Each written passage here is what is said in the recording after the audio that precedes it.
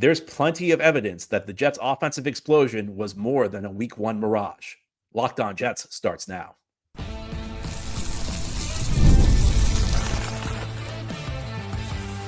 You are Locked On Jets, your daily New York Jets podcast.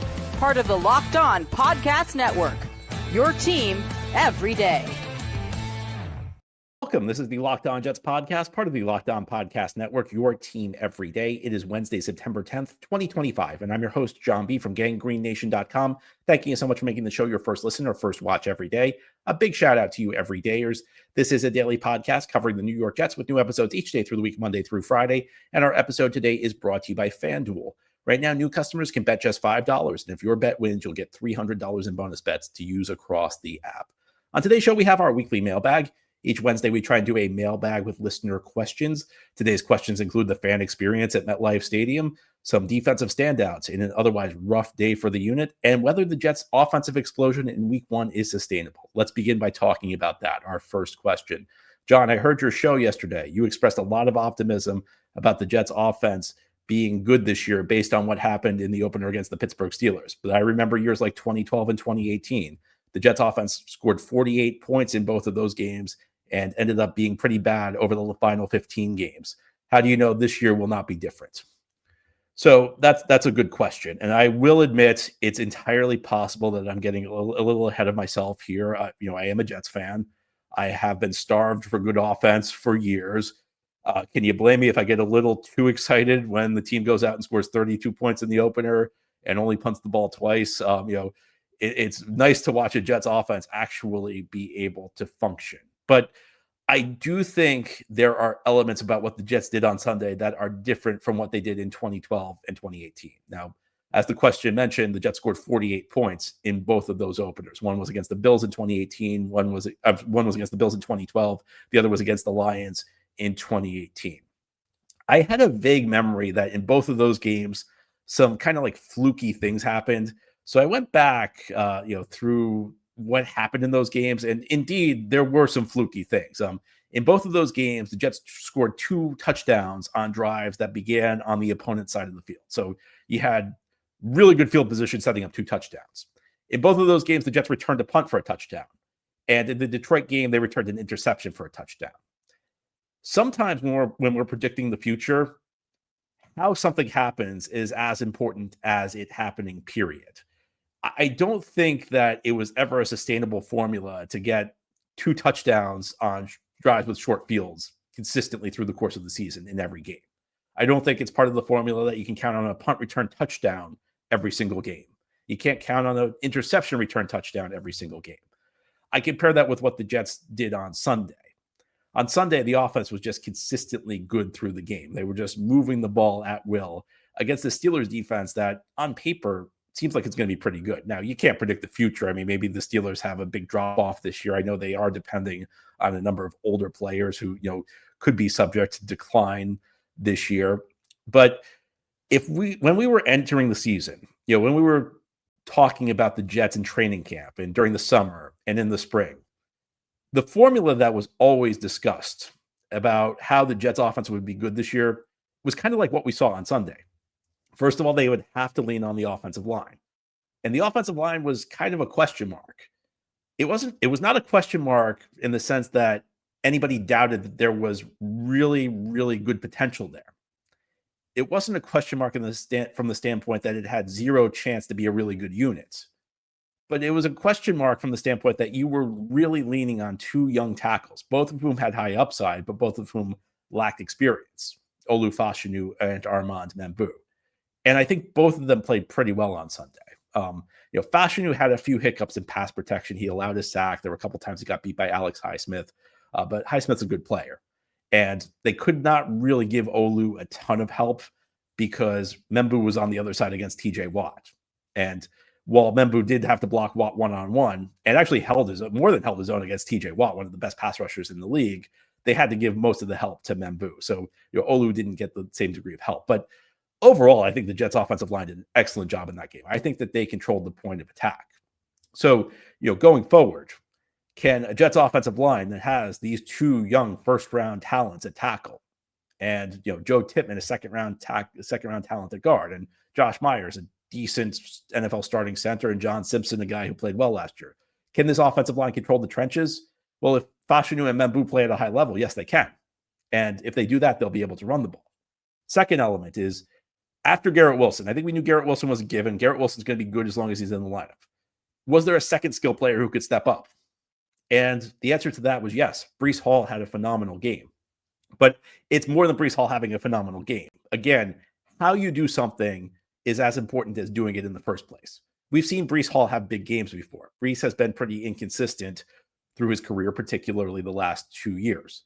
But you watch the film, you see Breece is decisive hitting the holes.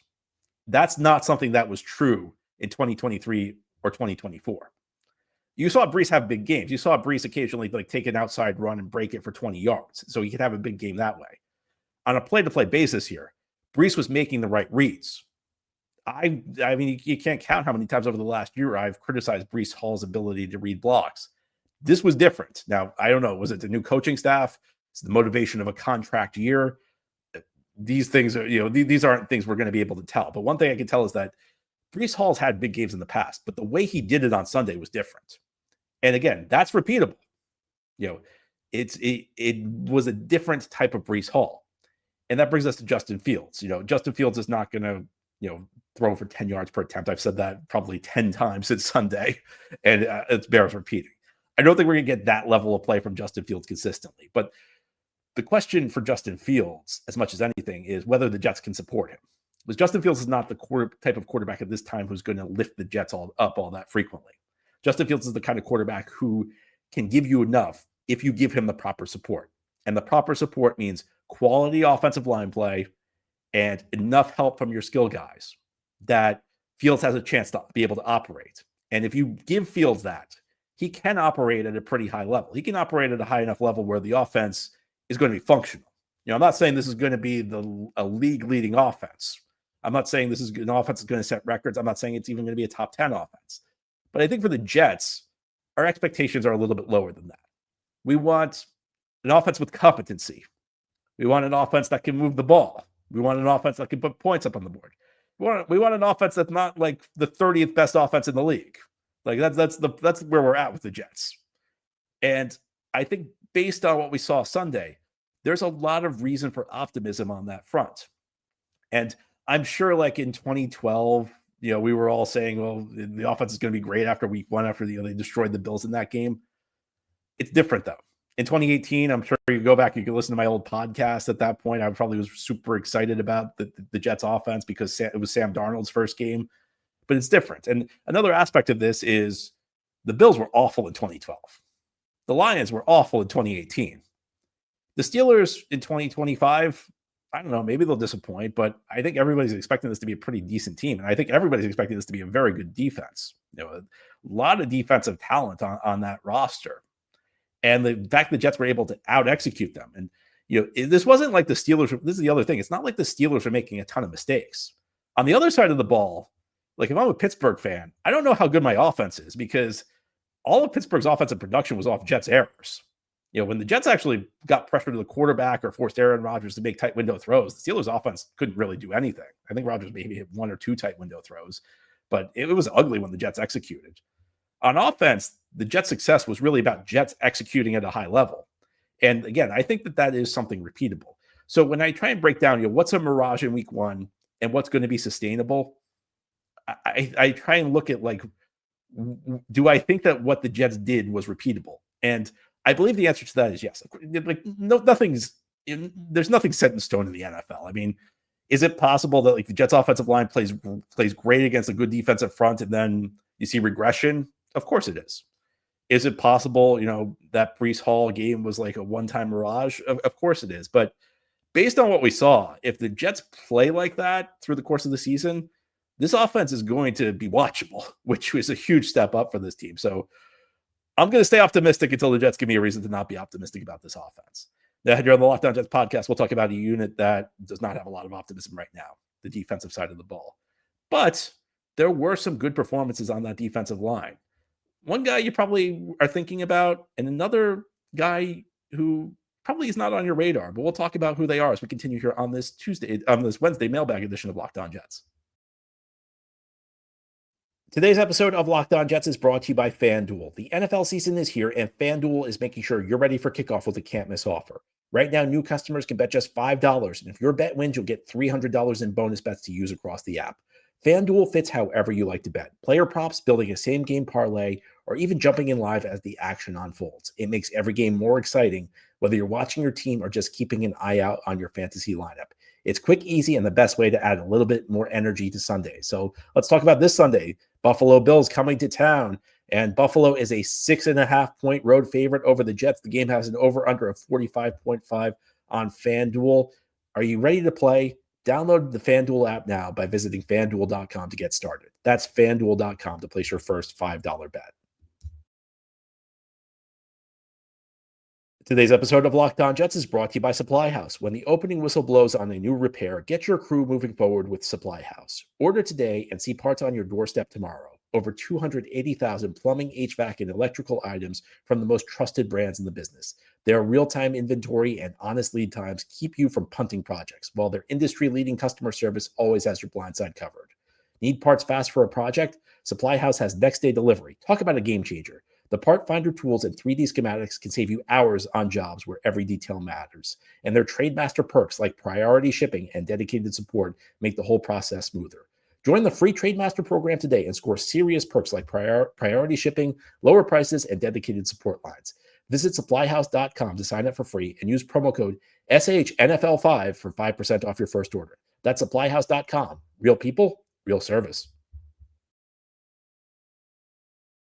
Thank you so much for making Locked On Jets your first listen or first watch every day. And a big shout out to you everydayers. This is a daily podcast covering the New York Jets with new episodes each day through the week, Monday through Friday. Let's continue now with our weekly mailbag. Our next question. John, can you talk a little bit about Will McDonald's play from week one? He had a couple of sacks and seemed to have multiple pressures as well. What sort of player do you realistically expect for him to become? I've watched the film. I thought Will had a very good game in week one. He was in the backfield a couple of sacks. But if you've been listening to the show during the course of the offseason, I've had my eye on one specific component of Will McDonald's game, and that's power. There has been a lot of talk over the offseason about how he bulked up, and I think it's something that's overdue because the day the Jets drafted him, he was only around like 235 pounds, which would make him maybe the smallest defensive lineman in the NFL. But his frame was such that he could add bulk without really losing his athleticism. He could still stay as explosive and add some muscle, and that would allow him to play a little bit stronger. Last year, Will did a really good job of rushing the passer, but he was a guy who was a liability in the run game. So I was really focused on his power. One thing I'll note as a pass rusher, he got one of his sacks on a bull rush, which just means you're just running right into the defensive lineman. You're just running right into the offensive lineman. I mean, he pretty much walked Broderick Jones back into Aaron Rodgers, and that was not an element of his game that he had last year. So that could be a sign that the adding muscle has given Will a new element to his game, because last year he was really a speed rush guy, which meant you're just trying to get around the offensive lineman to the outside. You're just trying to run past him, and he also had a spin move, which would mean you'd set up like you're speed rushing, you'd run to the outside, you'd hope the offensive lineman oversets, then you'd spin back inside to get him. There was not a lot of power. And if Will can now play with power, in addition to like all these other finesse moves, he's going to be a handful for offensive linemen to deal with. And he could be a 10 sack guy again. If I said last year that Will McDonald could be a successful pass rusher if all he had was the speed rush and the spin move, because those are two pass rushing moves that really complement each other. But you got a bull rush to this. You got a guy who can now not only go around you to the outside, spin back inside to beat you, but a guy who can just go through you. You have a really complete pass rusher. You have a guy who's going to be able to hold up really well. And then I also kept my eye on his run defense. Now, he did not play a ton of run snaps, but I thought he held up pretty well to the extent he played against the run. I mean, there were a couple of times he set the edge effectively. There was one play where he set the edge effectively, and they double teamed him, so he wasn't able to make the tackle. But I thought he made it easier for his teammates to make the tackle. All's well the start of season 2 for Will McDonald. I think the question with him was, would he add enough strength that he would not be a liability in the run game? And the answer to that is yes. and it seems like he's added to his pass rushing repertoire. So I think that, there should be a lot of optimism for Will McDonald after game one. I thought that was a good performance. Our next question, John, were there any good Jets performances in week one that have kind of flown under the radar? I need some positivity after the loss. Everybody's focused on the offense. I'll give you a guy who I thought played well, who's not going to get a lot of headlines. That's Ja'Wan Briggs. That's the guy the Jets traded for at the end of training camp from the Cleveland Browns. And you may remember, I was kind of confused why they did it, because this was a guy who they probably could have gotten off waivers, because if the Browns are trading him at the end of training camp, that means they're probably going to cut him. And the Jets had a high priority on the waiver wire claim, so they probably could have gotten Briggs. When you trade for a guy like Ja'Wan Briggs at the end of training camp, it means one thing. It means this guy is so good that we can't even risk losing him on waivers. So we're going to give up a draft pick, or in this case, we're going to do a pick swap. We're going to give up draft capital just to make sure there's no risk. I thought it was an odd guy to do it for, because this was a guy who was a late round pick a year ago, rotational guy, but he held up well. I mean, the word on Briggs was that he's very strong, and I thought he did a good job, drawing double teams. I thought he did a good job holding the point of attack. Now he's a backup. He's only going to play when Harrison Phillips needs a rest. Harrison Phillips is that space eating guy who's again trying to clog the run lanes and draw double teams and keep Quinn Williams in one-on-one matchups. But Briggs did well in week one. And if he plays like that, I think the trade will be justified. So, I'll give a little love to the guys who do the dirty work inside. These defensive tackles, they don't always put up big stats. It's tough when you're playing in traffic. Even Quinn Williams, sometimes Quinn Williams has great seasons where he puts up monster numbers, but there are other seasons where Quinn Williams plays great and the numbers aren't always there, because it's tough to put up huge numbers at defensive tackle when you're, playing on the interior where you're drawing these double teams. Defensive tackle is a position where the numbers don't always tell you about how productive a player is. And I thought Ja'Wan Briggs played a really good game week one. Now, he only played like a little over 10 snaps, so it's not like he was on the field a lot, but that's what the Jets need. The Jets need someone who can give Harrison Phillips a rest and not lose a lot of quality. And I thought Ja'Wan Briggs did that very well. So a little love for the big guy that does the dirty work, Ja'Wan Briggs. Our next question comes from Taylor. John, just like all Jets fans, I was super excited about the performance of our offense. One thing that deeply concerns me is just how poor the defense looks. Considering, isn't it the number one rule of defensive head coaches that they should at least have their side of the ball right? Do you think there's any chance Aaron Glenn can figure out a way to slow down Josh Allen? I think that it's going to be tough. There are really, at this point, I think a consensus big four quarterbacks in the NFL. Allen, Jackson, Burrow, Mahomes. And these are the guys who are just a nightmare to deal against. These are the types of guys who can put up points no matter what you do, because they're just so talented. I think for the Jets, it's about cleaning up the mistakes, because most of Pittsburgh's offensive production on Sunday, I don't think it's an exaggeration to say almost all of Pittsburgh's offensive production on Sunday was the result of Jets errors. When the Jets played well on defense, Pittsburgh's offense really could not do a whole lot. And, this goes back to like where Rodgers is at this point in his career. He's still got the brain. If you break down a coverage, if you bust a coverage, he's going to find it. There are lots of quarterbacks in the NFL who aren't going to find a busted coverage. Rodgers won't just find it. He'll find it every single time. And that's, he for all of his physical decline, the brain is still as sharp as it ever was. There was physical decline, though. You saw that when he was very jittery under pressure. He threw a couple balls into harm's way. I mean, he easily could have had 2 interceptions on very ill-advised throws when he was under pressure. And the arm isn't what it used to be. He can't really make tight window throws with the same frequency that he used to. Allen's different. Allen's going to make plays even when you execute at a high level. So I think for the Jets on defense, there are 2 elements here. There are the things you can control and the things you can't control. Against Pittsburgh, the Jets got torched because they did not execute on the things they could control.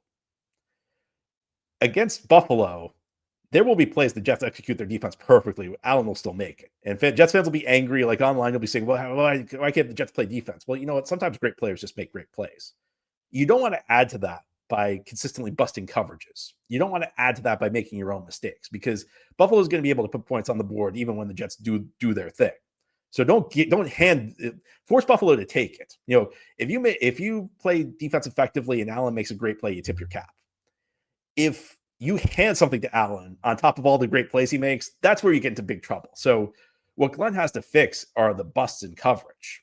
There were too many times where guys didn't know where they were supposed to be for the Jets on defense. And the two big culprits were Brandon Stevens and Michael Carter II. Those guys both have to execute the defense at a higher level. Carter, there were a couple of plays where it just didn't seem like he knew where he needed to be. And Stevens, look, we know Stevens is going to have tough time in coverage one-on-one, but don't compound that by, going to the wrong spot. That's just not what we need.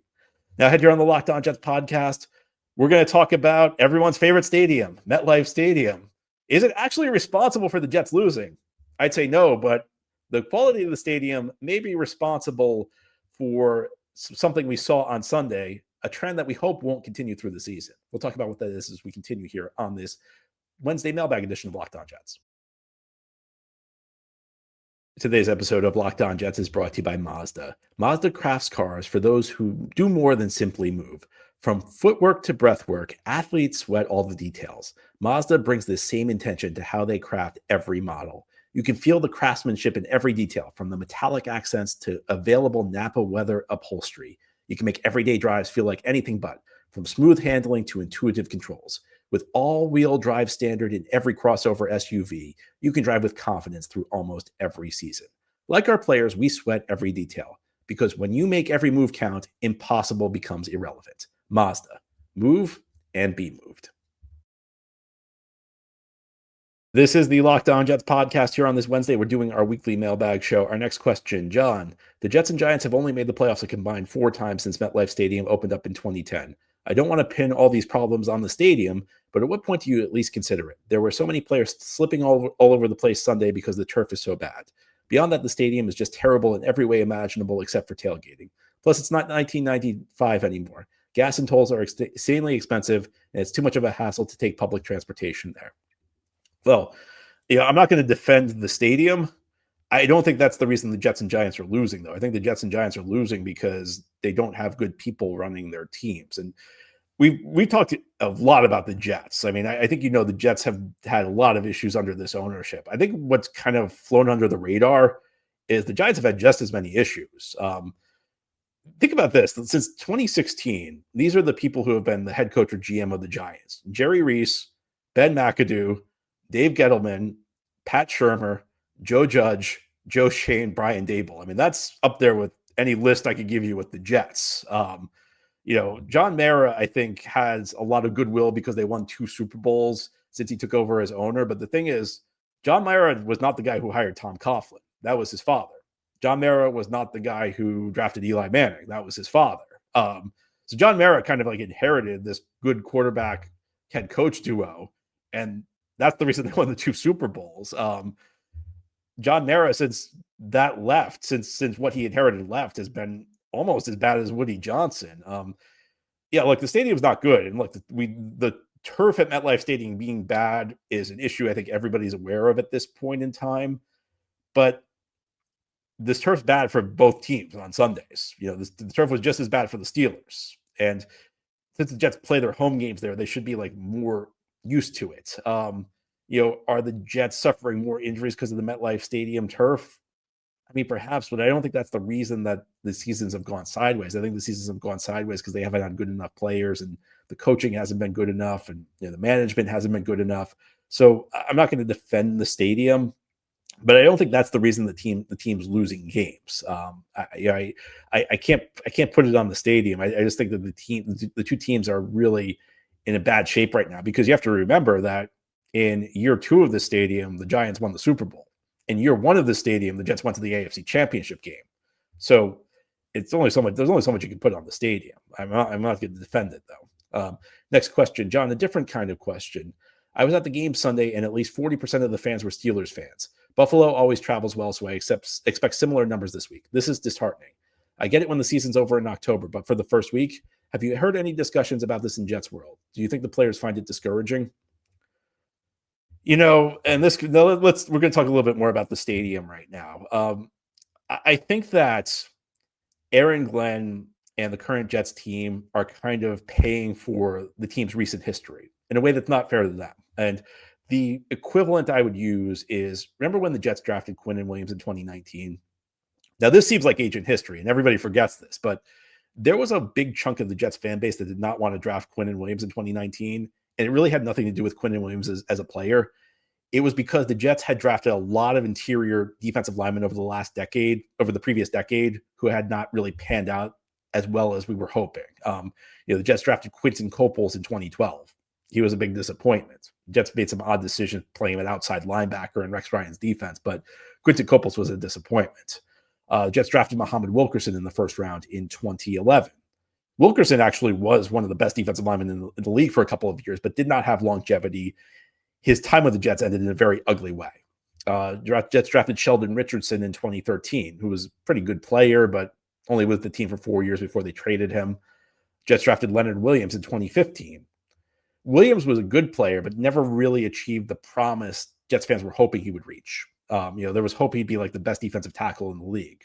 And since he's left the Jets, he actually has kind of achieved the promise. He is an elite defensive tackle now. It did not happen with the Jets. He was just kind of a good player. He made one Pro Bowl in 2016, but never really reached the heights Jets fans were hoping for. And that's one of those, like, I can't even really blame the Jets because of the way Leonard Williams played here. Like, I don't think there's any way they could have predicted that he would, achieve the heights he eventually went on to achieve. So when the Jets drafted Quinnen Williams in 2019, he essentially was like, he essentially had to carry the weight of all these guys. And there was a perception, oh God, it's another defensive tackle who's not going to live up to it. And I think in many ways, like, Aaron Glenn and the current players are kind of paying for the last 14 years, where the Jets over and over, and it starts with ownership, have said, we got a good plan. We got this new regime in here. It's going to work out great. And it hasn't. And at some point, I think you lose credibility. And I think it's fair to say Woody Johnson does not have a ton of credibility right now. And I think this is a fan base where a lot of people have just checked out. A lot of people don't believe in this new regime. It's not because Aaron Glenn's, a bad coach. It's just because we've heard this over, being told the same thing over and over and over. I think these fans will come back if the Jets show competency. I think these fans will come back if Aaron Glenn shows he's the real deal. Just as fans eventually embraced Quinnen Williams when he showed he was legitimately a superstar. And suddenly everything is forgotten.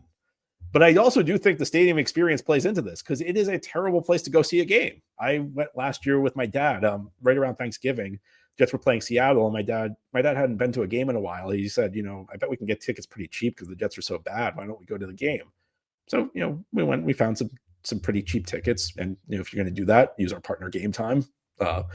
But we went to the game, and we drove there, and it takes forever to walk from the parking lot to the stadium. You get to the gate, and it takes forever to get in. And this was last year was the first time I went to a game since 2019. So I compared it with my experience pre-pandemic, and it was the exact same thing, because that game I went to in 2019 against the Cowboys, I got to the gate to get into the stadium like 45 minutes before kickoff, and it took me so long to get into the stadium. I was barely in my seat by kickoff. It was the same thing last year when the Jets played Seattle. The concessions are ridiculously expensive. And I know concessions are expensive when you go to professional sports games in America these days, but compare what the Jets charge with what every other team charges. It's ridiculous.